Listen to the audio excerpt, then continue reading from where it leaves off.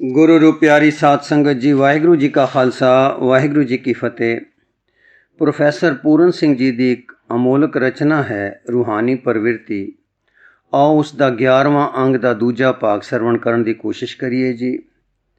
सिरलेख है कामणी। रोटी तो बाद महान मनुख कामणी नाल दैवी प्यार करता है। उसदे लिंग रहत प्यार का बुत भी कामणी ही है। उस दियां सारियां श्रेष्ठ आशावां ते इच्छावां मक्खियां वांग हन जो इस फुल कामणी दे दुआले भिन भिनाउंदियां हन। प्यार दा घर सुपन सुंदरी वांग उसदे दुआले घुमदा है। मनुख दी महान अते सभ्यक दुनिया विच इस्त्री लई असीम सत्कार लाजमी है। मेरा ख्याल नहीं कि इस्त्री लई आदर्श सत्कार किसे नेड़े दी भविख दी गल होवे। जिवें जॉर्ज मैरीडिप क्रॉसवेज दी डायना दे मूँह विच ये शब्द पा दिंदा है कि मर्दां ने सैरी ग्लिस पॉइंट नूं भावें गोल कर दिता है पर उन्हां ने अज केप टार्क नूं दूना नहीं कीता। कामणी दूजा वड्डा रब जां धरती ते बुद्धिजीवियां दा खुदा होवेगी। वो पूरी तरह आज़ाद होवेगी ਅਤੇ ਉਸ ਦੀ ਆਜ਼ਾਦੀ ਵਿੱਚੋਂ ਹੀ ਅਸੀਂ ਘਰ ਅਤੇ ਕਲਾ ਦੇ ਨਵੇਂ ਆਦਰਸ਼ ਪ੍ਰਾਪਤ ਕਰ ਸਕਾਂਗੇ। ਮੈਂ ਕਹਿ ਸਕਦਾ ਹਾਂ ਕਿ ਮਰਦ ਦੇ ਮਹਿਬੂਬ ਗੁਲਾਮ ਵਜੋਂ ਵੀ ਉਸਨੇ ਆਪਣੀ ਸਭਿਅਤਾ ਅਤੇ ਤਹਿਜ਼ੀਬ ਵਿੱਚ ਬਹੁਤ ਵਧੇਰੇ ਹਿੱਸਾ ਪਾਇਆ। ਉਹ ਕੇਵਲ ਮਾਂ ਦੇ ਰੂਪ ਵਿੱਚ ਹੀ ਸੁਤੰਤਰ ਹੈ। ਉਸ ਨੂੰ ਦੈਵੀ ਬਾਦਸ਼ਾਹਤ ਮਿਲੀ ਹੈ। ਉਹ ਮਰਦਾਂ ਨਾਲੋਂ ਅਨੁਭਵੀ ਤੌਰ ਤੇ ਵਧੇਰੇ ਸਰਬੱਗ ਹੈ। ਉਸ ਦੀ ਸਵੈ ਬਲੀਦਾਨ ਦੀ ਭਾਵਨਾ ਵਧੇਰੇ ਹਕੀਕੀ ਹੈ ਅਤੇ ਮਰਦ ਦੀ ਲਗਭਗ ਨਾਟਕੀ ਅਤੇ ਹਕੀਕਤ ਤੋਂ ਦੂਰ ਦੀ। ਸਾਰਾ ਗੁਰੂ ਗ੍ਰੰਥ ਸਾਹਿਬ ਇੱਕ ਵਿਆਹੀ ਇਸਤਰੀ ਦੀ ਜਾਂ ਉਸ ਪਰਮ ਸੁੰਦਰ ਦੇ ਪਿਆਰ ਵਿੱਚ ਵਿਆਕੁਲ ਮੁਟਿਆਰ ਦੀ ਆਵਾਜ਼ ਹੈ। ਗੁਰੂ ਗ੍ਰੰਥ ਸਾਹਿਬ ਵਿੱਚ ਸਦਾਚਾਰਕ ਉੱਚਤਾ ਅਸੀਮ ਹੈ। ਉਸ ਦੀ ਸੁਤੰਤਰਤਾ ਵੀ ਸ਼ਿਖਰ ਤੇ ਹੈ। ਮਰਦ ਅਤੇ ਇਸਤਰੀ ਦੋਵੇਂ ਉਸ ਦੀ ਆਵਾਜ਼ ਵਿੱਚ ਇੱਕ ਜਾਨ ਹੋਏ ਹੋਏ ਹਨ। ਉਹ ਮਹਾਨ ਹਕੀਕਤ ਅਤੇ ਜੀਵਨ ਮੁਕਤ ਹੈ। ਜੀਵਨ ਮੁਕਤ ਰੂਹਾਂ ਵਿਚਾਲੇ ਹੀ ਤਾਂ ਇੱਕ ਦੂਜੇ ਦੀ ਅਧੀਨਤਾ ਪੂਰੀ ਤਰ੍ਹਾਂ ਖਤਮ ਹੋ ਜਾਂਦੀ ਹੈ ਅਤੇ ਝਗੜੇ ਮੁੱਕ ਜਾਂਦੇ ਹਨ। ਜਿਵੇਂ ਅੱਜ ਦੀ ਰਾਜਨੀਤੀ ਵਿੱਚ ਬਾਲਸ਼ੇਵਿਜ਼ਮ ਹੈ, ਉਸੇ ਤਰ੍ਹਾਂ ਇਸਤਰੀ ਦੇ ਦਾਇਰੇ ਵਿੱਚ ਅੱਜ ਦੀ ਇਸਤਰੀ ਲਹਿਰ ਹੈ। ਦੋਵੇਂ ਹੀ ਰੋਸ ਦਾ ਪ੍ਰਗਟਾਵਾ ਹਨ। ਸਾਡੀਆਂ ਵਿਆਹ ਪ੍ਰਣਾਲੀਆਂ ਅਤੇ ਸਮਾਜਿਕ ਨਾ ਬਰਾਬਰੀ ਵਿੱਚ ਕੁਝ ਨਾ ਕੁਝ ਗਿਰਾਵਟ ਹੈ ਅਤੇ ਇਹ ਰੋਸ ਚੰਗੀ ਸਭਿਅਤਾ ਦਾ ਆਹਵਾਨ ਹੈ। ਅਜਿਹੀਆਂ ਅਸੰਤੁਲਿਤ ਲਹਿਰਾਂ ਵਿੱਚ ਬਹੁਤ ਕੁਝ ਨਿਰਾਰਥਕ ਅਤੇ ਫਜ਼ੂਲ ਹੈ, ਪਰ ਤਕੜੀ ਦੀ ਡੰਡੀ ਫਿਰ ਡੋਲੇਗੀ ਅਤੇ ਇਸਤਰੀ ਆਪਣੇ ਆਪ ਵਿੱਚ ਆਪਣੀ ਅਸਲੀ ਰੂਹਾਨੀ ਕਦਰ ਕੀਮਤ ਨੂੰ ਪਾ ਲਵੇਗੀ। ਅਜੇ ਤੱਕ ਉਹ ਖਿਡੌਣੇ ਵਰਗੀ ਹੀ ਹੈ। ਆਪਣੀ ਖਿਆਲੀ ਆਜ਼ਾਦੀ ਵਿੱਚ ਉਹ ਕੀ ਕਰ ਰਹੀ ਹੈ? ਬਾਂਦਰ ਮਨੁੱਖ ਆਪ ਹੀ ਅਜੇ ਪੋਤੜਿਆਂ ਵਿੱਚ ਹੈ। ਜ਼ਰਾ ਅੱਜ ਦੀ ਇਸਤਰੀ ਵੱਲ ਹੋਰ ਵੇਖੋ ਅਤੇ ਪੁਰਾਣੀ ਅਤੇ ਨਵੀਂ ਦਾ ਟਾਕਰਾ ਕਰੋ। ਉਹ ਆਪਣੀ ਸੁੰਦਰਤਾ ਖੋ ਬੈਠੀ ਹੈ ਅਤੇ ਉਸ ਅਜੇ ਆਪਣੇ ਰੂਹ ਨੂੰ ਨਹੀਂ ਪਛਾਣਿਆ ਜੋ ਉਸ ਦੇ ਪੁਰਾਣੇ ਅਜ਼ੀਮ ਰੂਪ ਵਿੱਚ ਸੀ। ਜਦੋਂ ਉਸ ਦੀ ਹੰਸ ਵਰਗੀ ਗਰਦਨ ਦੇ ਦੁਆਲੇ ਈਸਾ ਵਰਗੇ ਸੁੰਦਰ ਵਾਲ ਲਹਿਰਾਉਂਦੇ ਤਾਂ ਉਸ ਦਾ ਚਿਹਰਾ ਇਸ ਸੰਸਾਰ ਵਿੱਚ ਕਾਲੇ ਬੱਦਲਾਂ ਵਿੱਚ ਚੰਨ ਵਾਂਗ ਚਮਕਦਾ ਸੀ। ਇੱਥੋਂ ਤੱਕ ਕਿ ਭਾਰਤ ਦੇ ਸਰਹੱਦੀ ਇਲਾਕੇ ਦੇ ਵਹਿਸ਼ੀ ਆਫਰੀਦੀ ਦਾ ਦਿਲ ਯਾਰ ਦੀ ਜ਼ੁਲਫ ਦੇ ਕੂਚੇ ਅਤੇ ਉਸ ਦੀ ਸਿੱਖ ਭਰੀ ਇਬਾਦਤ ਵਿੱਚ ਗਵਾਚ ਗਿਆ ਅਤੇ ਇਸ ਵੱਡੇ ਜ਼ਾਲਮ ਮਨੁੱਖ ਨੂੰ ਕੁਝ ਸਭਿਅਕ ਵਾਤਾਵਰਣ ਮਿਲਿਆ। ਇਹ ਸਭਿਅਤਾ ਉਸ ਤੋਂ ਪੂਰੀ ਤਰ੍ਹਾਂ ਜਾਨ ਵਾਰ ਦੇਣ ਦੀ ਸੀ। ਉਸ ਦੀ ਇਬਾਦਤ ਵਿੱਚ ਹੀ ਸਾਰੀ ਦੇਸ਼ ਭਗਤੀ, ਕਿਸੇ ਜਾਤੀ ਦਾ ਗੌਰਵ, ਜੰਗ ਅਤੇ ਘਰ-ਬਾਰ ਦੀ ਹਿਫਾਜ਼ਤ ਸ਼ਾਮਲ ਹੈ। ਕਾਹਦੀ ਆਜ਼ਾਦੀ ਸੀ ਜੋ ਮਰਦ ਇਸਤਰੀ ਦੀ ਪ੍ਰਸਤਿਸ਼ ਨਾ ਕਰਦਾ?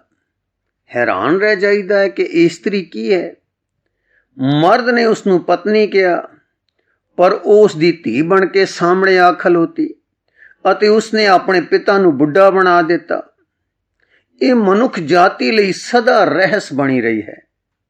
ਫਿਰ ਦੁਹਰਾ ਦਈਏ, ਮਰਦ ਨੇ ਉਸ ਨੂੰ ਪਤਨੀ ਕਿਹਾ ਪਰ ਉਹ ਉਸ ਦੀ ਧੀ ਬਣ ਕੇ ਸਾਹਮਣੇ ਆ ਖਲੋਤੀ ਅਤੇ ਉਸਨੇ ਆਪਣੇ ਪਿਤਾ ਨੂੰ ਬੁੱਢਾ ਬਣਾ ਦਿੱਤਾ।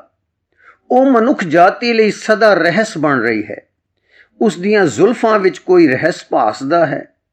ਉਸ ਦੀਆਂ ਪਿਆਰ ਵਿਗੁੱਤੀਆਂ ਅੱਖਾਂ ਉਸ ਰਹੱਸ ਨੂੰ ਹੋਰ ਗੰਭੀਰ ਬਣਾਉਂਦੀਆਂ ਹਨ। ਨੌਜਵਾਨ ਨੂੰ ਕੁਮਾਰੀ ਕੁੜੀ ਦੀ ਲੋੜ ਸੀ। ਉਸ ਦੀ ਪੂਜਾ ਕਰਦਾ ਉਸ ਦੇ ਅੱਗੇ ਡਿੱਗਾ। ਉਹ ਮਾਂ ਸੀ ਅਤੇ ਉਹ ਪੁੱਤਰ। ਉਸ ਦੇ ਕੱਪੜਿਆਂ ਵਿੱਚ ਸੰਸਾਰ ਲੁਕਿਆ ਸੀ ਅਤੇ ਜੁਗਾਂ ਜੁਗਾਂਤਰਾਂ ਤੋਂ ਉਸ ਦੀ ਆਤਮਾ ਦੀ ਭਾਲ ਹੁੰਦੀ ਆ ਰਹੀ ਹੈ। ਇਹ ਉਸ ਦੇ ਕੱਪੜਿਆਂ ਦੀਆਂ ਤਹਿਾਂ ਵਿੱਚ ਲੁਕਿਆ ਪਿਆ ਹੈ। ਉਸ ਦੇ ਬੁਰਕੇ ਦੀ ਸਰਸਰਾਹਟ ਵਿੱਚ ਕਿਸੇ ਦੇ ਦਿਲ ਦੀ ਧੜਕਣ ਲੁਕੀ ਸੀ। ਲਹਿਰਾਉਂਦਾ ਕੌਮੀ ਝੰਡਾ ਉਸੇ ਬੁਰਕੇ ਦਾ ਧੁੰਦਲਾ ਪਰਛਾਵਾਂ ਹੈ, ਕਿਉਂਕਿ ਕੌਮ ਦੀ ਭੈਣ ਮਨੁੱਖ ਨੂੰ ਵੰਗਾਰਦੀ ਰਹੀ ਹੈ। ਉੱਠੋ, ਲੜੋ, ਮੈਂ ਖਤਰੇ ਵਿੱਚ ਹਾਂ। ਪਿੱਛੇ ਜੇ ਇੱਕ ਦਿਨ ਮੇਰੀਆਂ ਅੱਖਾਂ ਸਾਹਮਣੇ ਪੂਰਬੀ ਹਵਾ ਧੁੱਪ ਨਾਲ ਨਹਾਤੇ ਬੱਦਲ ਨੂੰ ਉਡਾ ਰਹੀ ਸੀ। ਮੈਂ ਸੋਚਿਆ ਇਹ ਮੇਰੀ ਮਾਂ ਦੀ ਓੜਨੀ ਹੈ ਅਤੇ ਮੈਂ ਇਹ ਸੋਚਦਾ ਖੜਾ ਹੋ ਗਿਆ ਜਿਵੇਂ ਕਿ ਮੇਰੀ ਮਾਂ ਮੁੜ ਜ਼ਿੰਦਾ ਹੋ ਗਈ ਹੈ। ਮੈਂ ਇੱਕ ਅਥਰੂ ਕੇਰਿਆ ਅਤੇ ਸੂਰਜ ਮੇਰੇ ਉੱਤੋਂ ਦੀ ਲੰਘ ਗਿਆ। ਇਸਤਰੀ ਦੇ ਮੱਥੇ ਨੂੰ ਸਦੀਆਂ ਤੋਂ ਅਸੀਂ ਚੰਦ ਦੀ ਲਿਸ਼ਕ ਵਾਲੀ ਸੀਤਲ ਚਾਨਣੀ ਦੀ ਦਮਕ ਸਮਝਦੇ ਆਏ ਹਾਂ। ਕਵੀ ਗਾਉਂਦੇ ਅਤੇ ਇਸਤਰੀ ਦੇ ਇਸ ਜੀਵਨ ਪਿਆਰ ਦੀ ਭੇਟ ਕਰਦੇ ਪਤੀ, ਪਿਤਾ ਅਤੇ ਸਭ ਕਵੀ ਉਸਦੀ ਅਤੇ ਉਸਦੇ ਬੱਚਿਆਂ ਦੀ ਸੇਵਾ ਕਰਦੇ ਦੁਨੀਆ ਛੱਡ ਗਏ। ਰਹੱਸਮਈ ਮਾਂ ਇੰਨੀ ਰਹਿਮਦਿਲ, ਦੈਵੀ, ਪਿਆਰ ਪੁੰਜ ਜਾਂ ਕਈ ਸਦੀਆਂ ਤੋਂ ਮਨੁੱਖ ਤੋਂ ਹਾਰਦਿਕ ਸਤਿਕਾਰ ਲੈਂਦੀ ਰਹੀ ਹੈ, ਪਰ ਅਜੇ ਵੀ ਇੱਕ ਰਹੱਸੀ ਹੈ। ਉਹ ਕੁਦਰਤ ਜਿੰਨੀ ਰਹੱਸਮਈ ਸੀ। ਇੱਕ ਸਾਹਿਤ ਨੇ ਜਨਮ ਲਿਆ, ਇੱਕ ਆਰਟ ਜ਼ਿੰਦਾ ਹੋ ਉੱਠਿਆ। ਉਸ ਦੇ ਗੌਰਵ ਅਤੇ ਮਾਣ ਦੀ ਰੱਖਿਆ ਲਈ ਇੱਕ ਇਤਿਹਾਸ ਦੇ ਪੰਨੇ ਜਗਮਗਾ ਉੱਠੇ। ਇਸਤਰੀ ਫਿਰ ਵੀ ਰਹੱਸੀ ਰਹੀ ਅਤੇ ਉਸ ਦਾ ਮੁਖੜਾ ਉਸ ਦੀਆਂ ਜ਼ੁਲਫਾਂ ਦੀ ਰਾਤ ਵਿੱਚ, ਉਸ ਦੇ ਕੱਪੜਿਆਂ ਦੇ ਰਹੱਸ ਵਿੱਚ, ਉਸ ਦੀਆਂ ਅੱਖਾਂ ਦੇ ਤਰਲੇ ਵਿੱਚ ਅਤੇ ਉਸ ਦੀ ਆਵਾਜ਼ ਦੇ ਸੰਗੀਤ ਵਿੱਚ ਹਮੇਸ਼ਾ ਲੁਕਿਆ ਰਿਹਾ ਅਤੇ ਉਹ ਉਹਨਾਂ ਮਰਦਾਂ ਨੂੰ ਆਪਣੀ ਵਫਾ, ਪਿਆਰ ਅਤੇ ਸੱਚੇ ਬਲੀਦਾਨ ਕਾਰਨ ਆਪਣੀ ਝਲਕ ਵਿਖਾਉਂਦੀ ਰਹੀ। ਉਸਨੇ ਈਸਾ ਮਸੀਹ ਵਾਂਗ ਸਾਰੇ ਪਰਿਵਾਰ ਦਾ ਕਰਾਸ ਚੁੱਕਿਆ, ਪਰ ਕੋਈ ਈਸਾਈ ਧਰਮ ਨਾ ਚਲਾਇਆ। ਹਰ ਇੱਕ ਇਸਤਰੀ ਮਸੀਹ ਹੈ।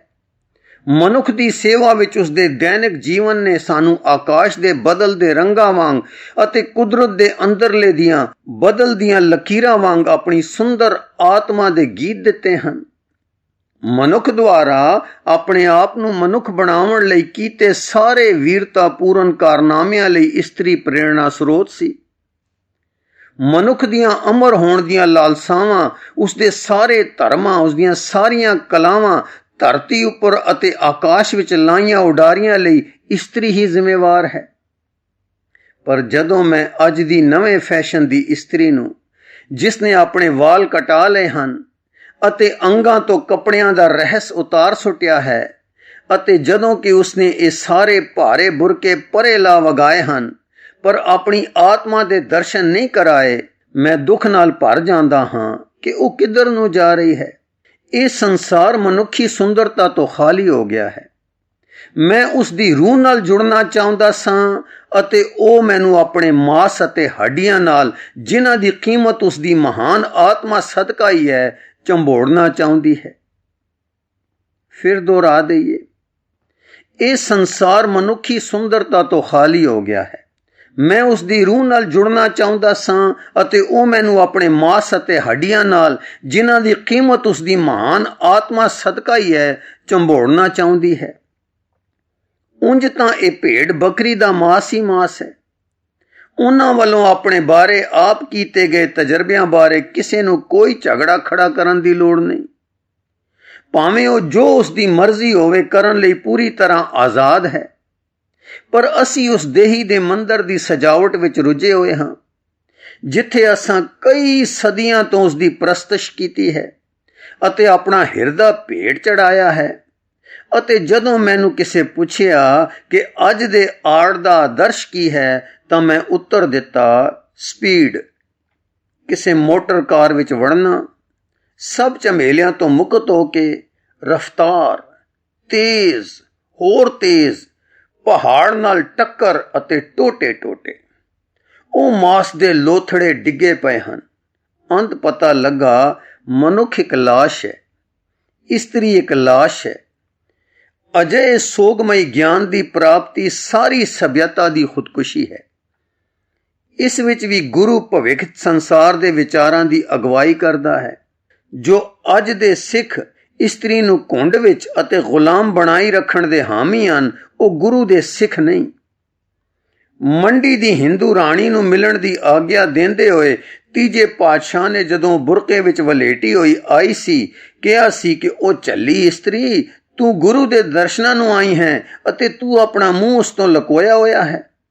ਜੋ ਆਪਣੇ ਆਪ ਨੂੰ ਉਸ ਦਾ ਸਿੱਖ ਸਮਝਦੇ ਹਨ, ਉਹ ਇਸਤਰੀ ਦੀ ਸੰਪੂਰਨ ਆਜ਼ਾਦੀ ਦੀ ਉਲੰਘਣਾ ਕਿਵੇਂ ਕਰ ਸਕਦੇ ਹਨ? ਦੂਜੇ ਪਾਸੇ ਜਿਹੜੇ ਉਸ ਨੂੰ ਆਜ਼ਾਦ ਕਰਦੇ ਹਨ ਅਤੇ ਪੱਛਮੀ ਫੈਸ਼ਨ ਦੀ ਨਕਲ ਕਰਦੇ ਹਨ, ਮੇਰੀ ਕੁਰੈਲੀ ਦੇ ਸ਼ਬਦਾਂ ਵਿੱਚ ਮੁਰਗੀਖਾਨੇ ਦੀ ਯਾਦ ਦਿਵਾਉਂਦੇ ਹਨ। ਪੂਰਬੀ ਪਰਦੇ ਪਿੱਛੇ ਵਿਸ਼ੇਸ਼ ਕਿਸਮ ਮਹਾਨ ਸੰਜਮ ਵਾਲੀ ਇਸਤਰੀ ਜਾਤੀ ਨੂੰ ਪਾਲਣ ਨਾਲੋਂ ਯਕੀਨੀ ਤੌਰ ਤੇ ਮਾੜੇ ਹਨ। ਪਰਦਾ ਅਕਸਰ ਛੁਪੀ ਹੋਈ ਸੁੰਦਰਤਾ ਤੇ ਰਹੱਸ ਦਾ ਚਿੰਨ੍ਹ ਹੈ ਅਤੇ ਬੁਰਕੇ ਵਿੱਚ ਉਹ ਬਿਨਾਂ ਬੁਰਕੇ ਤੋਂ ਕਿਤੇ ਪਵਿੱਤਰ ਹੈ। ਪਰ ਜੇ ਪਰਦਾ ਜਾਂ ਜੋ ਬੇਪਰਦਗੀ ਇਸ ਲਿੰਗ ਭੇਦ ਨੂੰ ਵਿਅਕਤ ਕਰਦੇ ਹਨ ਤਾਂ ਦੋਵੇਂ ਹੀ ਅਪਵਿੱਤਰ ਹਨ। ਕੇਵਲ ਜਦੋਂ ਮਰਦ ਅਤੇ ਇਸਤਰੀ ਸਰੀਰ ਤੇ ਮਨ ਤੋਂ ਪਰੇ ਆਜ਼ਾਦ ਰੂਹਾਂ ਵਾਂਗ ਵਿਚਰਦੇ ਹਨ, ਉਹ ਅਸਲ ਜੀਵਨ ਦੀ ਮੁਕਤੀ ਦੀ ਸਭਿਅਤਾ ਦੀ ਪ੍ਰਤੀਨਿਧਤਾ ਕਰਦੇ ਹਨ। ਫਿਰ ਦੁਹਰਾ ਦਈਏ, ਪਰ ਜੇ ਪਰਦਾ ਜਾਂ ਜੇ ਬੇਪਰਦਗੀ ਵੀ ਇਸ ਲਿੰਗ ਭੇਦ ਨੂੰ ਵਿਅਕਤ ਕਰਦੇ ਹਨ ਤਾਂ ਦੋਵੇਂ ਹੀ ਅਪਵਿੱਤਰ ਹਨ। ਕੇਵਲ ਜਦੋਂ ਮਰਦ ਅਤੇ ਇਸਤਰੀ ਸਰੀਰ ਤੇ ਮਨ ਤੋਂ ਪਰੇ ਆਜ਼ਾਦ ਰੂਹਾਂ ਵਾਂਗ ਵਿਚਰਦੇ ਹਨ, ਉਹ ਅਸਲ ਜੀਵਨ ਮੁਕਤੀ ਦੀ ਸਭਿਅਤਾ ਦੀ ਪ੍ਰਤੀਨਿਧਤਾ ਕਰਦੇ ਹਨ। ਜੀਵਨ ਮੁਕਤੀ ਲਿੰਗ ਭੇਦ ਤੋਂ ਵੀ ਸੁਤੰਤਰ ਹੈ।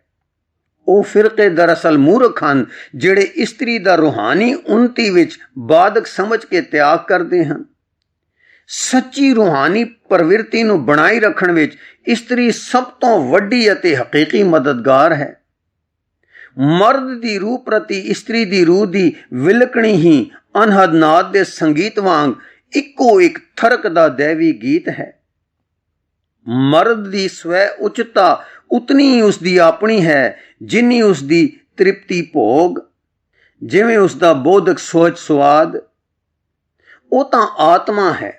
ਇਹ ਉਦੋਂ ਹੁੰਦਾ ਹੈ ਜਦੋਂ ਫਰਿਸ਼ਤੇ ਦੀ ਆਤਮਾ ਉਸ ਦੇ ਅੰਦਰ ਪ੍ਰਵੇਸ਼ ਕਰਦੀ ਹੈ ਅਤੇ ਉਸ ਦੀ ਦੇਹ ਅਤੇ ਰੋਟੀ, ਉਸ ਦੀ ਬੁੱਧੀ ਅਤੇ ਉਸ ਦੀ ਇਸਤਰੀ, ਉਸ ਦੇ ਮਨੁੱਖ ਅਤੇ ਕੁਦਰਤ ਵਿੱਚੋਂ ਆਪਣੇ ਪ੍ਰੀਤਮ ਪਿਆਰੇ ਨੂੰ ਪਾ ਲੈਣ ਤੇ ਆ ਜੁੜਦੀ ਹੈ ਕਿ ਮਰਦ ਕਲਾਕਾਰ ਆਪ ਉਚਤਮ ਕਲਾ ਦਾ ਰੂਪ ਧਾਰਨ ਕਰ ਲੈਂਦਾ ਹੈ।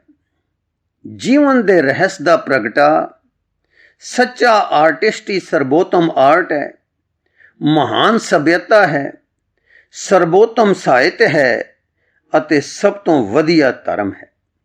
ਹਾਂਜੀ, ਸੱਚਾ ਆਰਟਿਸਟ ਹੀ ਸਰਬੋਤਮ ਆਰਟ ਹੈ, ਮਹਾਨ ਸਭਿਅਤਾ ਹੈ, ਸਰਬੋਤਮ ਸਾਹਿਤ ਹੈ ਅਤੇ ਸਭ ਤੋਂ ਵਧੀਆ ਧਰਮ ਹੈ। ਗੁਰੂ ਰੂਪ ਪਿਆਰੀ ਸਾਧ ਸੰਗਤ ਜੀ, ਇਸ ਲਿਖਤ ਦਾ ਅਗਲਾ ਹਿੱਸਾ ਆਪ ਜੀ ਨੂੰ ਅੱਗੇ ਪੜ੍ਹ ਕੇ ਸਰਵਣ ਕਰਾਉਣ ਦੀ ਕੋਸ਼ਿਸ਼ ਕਰਾਂਗੇ ਜੀ। ਵਾਹਿਗੁਰੂ ਜੀ ਕਾ ਖਾਲਸਾ, ਵਾਹਿਗੁਰੂ ਜੀ ਕੀ ਫਤਿਹ।